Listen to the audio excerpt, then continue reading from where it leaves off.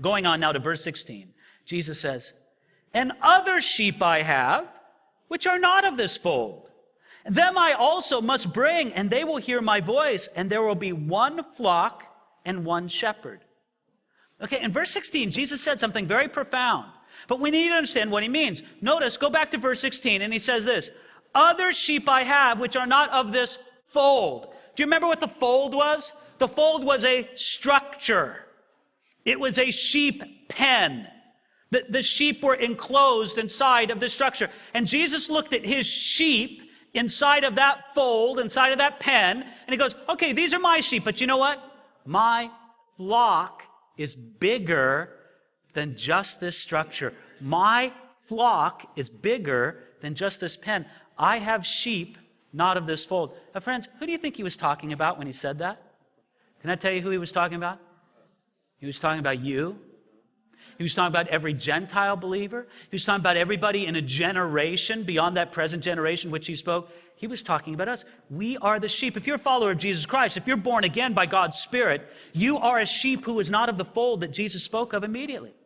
And Jesus was thinking of you even then. And he goes, they are just as much my flock. I am just as much their shepherd, even though they are not within the fold of first century Judaism. They belong to me. Friends, this is a very engaging picture, especially because he says this in verse 16, there will be one flock. Notice this, one flock, many folds, many structures.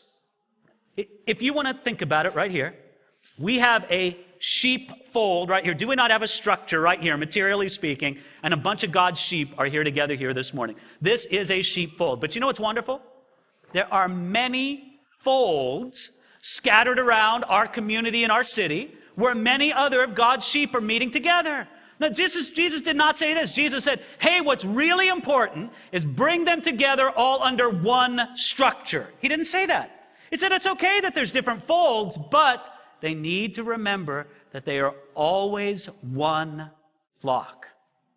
And friends, this is it. You know, the sheep get together and they kind of decorate their own fold, their own distinctive way.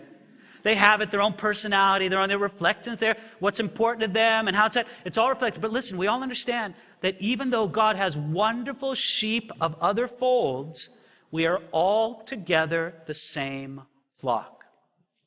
Now, some of those other folds feel very different than our own.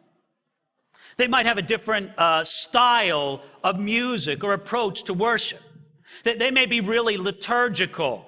They may have much better preaching. They may have a much different style of service, long or short or whatever it is. But here's the thing. How, with all these diverse structures or folds, how can there be unity among the flock? Friends, it's not complicated. I'm not saying it's easy, but it's not complicated. The sheep just need to keep their eye on the shepherd. If the sheep will gather round the shepherd, remember that phrase, to gather round the shepherd, then that's fine. The emphasis isn't on the fold that they're in. The emphasis is on the shepherd himself. I'll venture forth with this in a way that I didn't talk about at first service, but I'll just give this example.